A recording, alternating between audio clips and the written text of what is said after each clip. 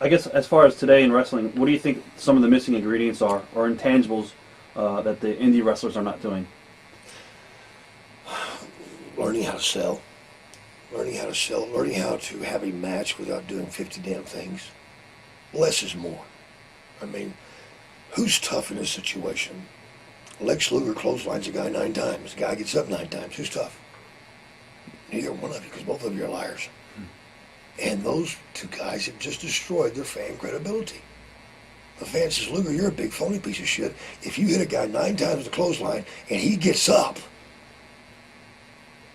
the guy that's went down 9 times, what are you doing going down 9 times if you can get back up from each one of them?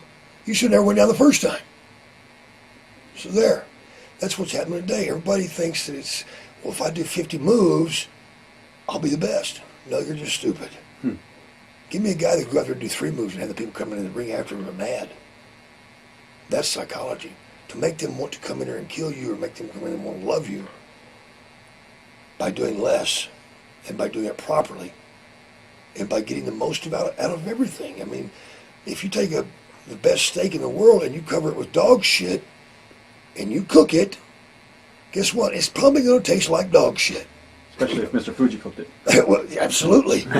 Tastes like dog too. Yeah, I heard about that. Yeah, it's a nice little pot of stories there. But that's what people are doing today. They think that they can go out there and do page 31, page 67, page 26. Well, I never had pages to look at. And you have to have rhyme and reason to anything.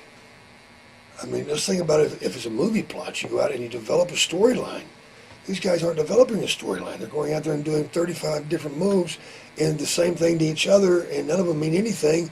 And then they get beat by the almighty, most dangerous tool in wrestling, the small package. You know, wait a minute. He went through 3 tables. He got hit with a baseball bat. He got a sledgehammer shoved up his ass, and he gets beat by a schoolboy finish. Oh my God! The deadly schoolboy has taken out another top wrestler.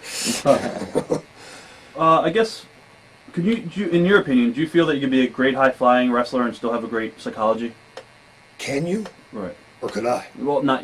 I damn sure ain't flying. But you kill my gimmick. Snakes don't fly. Right. Yes, you can, but you got to limit it to 1 or 2 moves a match. Just by destroying that credibility again. If a guy flies to the ring the whole match, man, you know something's going on. You know something's not right. But if he produces 1 or 2 moves, brother, there's nothing better. I mean, it's great. It's beautiful. But when you do 30 of them, and there's no consequence for doing them, whether if you miss one, you should be dead, but get the guy gets right back up. My whole problem with him flying off the top rope to the floor is the guys get up. I think that'd be a great double count out. Yeah, you should sell A 2. great finish. It's over. This guy was willing to take that leap to take this guy out. To me, that's real. But when the guy catches him, they fall down, they both get up and get back in the ring. What have we done here? Bullshit. Bullshit. I think that'd be a great finish for a heel with a belt. Because that way he could sacrifice the match, still retain the title, and then he killed his opponent. What an evil bastard. What a cheating son of a bitch. I like that. I guess what in your mind, what is the difference between a good and a bad finish? And give some examples. Oh, God. A good finish is one that works. A bad one is one that doesn't work.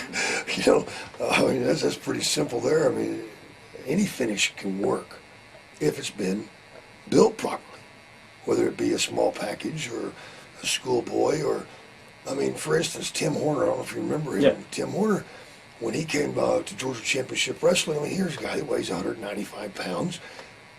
I put him on television and had him wrestle Hawk the Road Warrior. And he beat Hawk with a roll-up. Right. His whole thing was, I'm not as big, I'm not as strong, but by God, if I get behind you, I'm going to roll you. He might roll guys up 4 or 5 times in a match, and he'd finally get that win.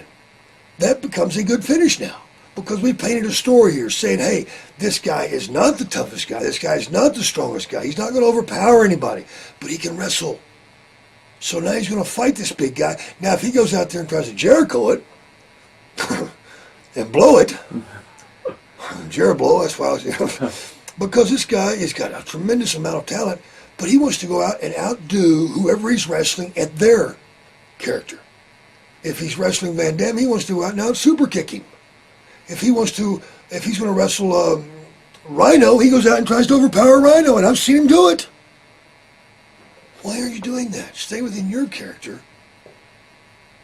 Do what you're supposed to be doing. Tim Horner, he'd slide down the angle for roll up, and people go, oh, because he's established the fact. That's a good finish. A bad finish would be if Tim Horner went out and press slammed Hawk. Because he would just like, what the fuck is that shit?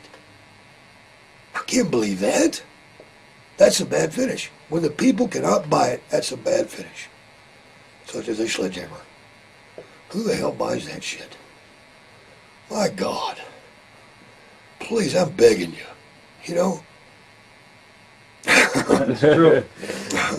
Hardcore or hard bore? You know? Yeah. I mean, the DDT, I guess, was the ultimate finish in the 80s. Still is. What other guys' finishes do you think are like you looking like, wow, that's a damn good finish and Oh, maneuver? there's lots of them. I like Kurt Angle's angle lock. Why? Because he's established it. He's established it and stuck with it. The only thing I didn't like is when for a while they had everybody getting to the ropes with it, or being able to not giving up on it. Right. Here's a guy that has all the background in the world. You don't make it. Vince McMahon cannot make an Olympic champion. He tried. Mark Henry didn't quite make it, Vince. You tried to buy that one. Here's a guy that has all the background, all the talent in the world. And now you're going to turn him heel and make him an ass clown. What are you doing? You destroyed credibility here. Here's a guy that you cannot make, you cannot buy. He's done it, man. A gold medalist. And does a great job in the ring. And you want to destroy it. Why? That's idiotic. It's insane.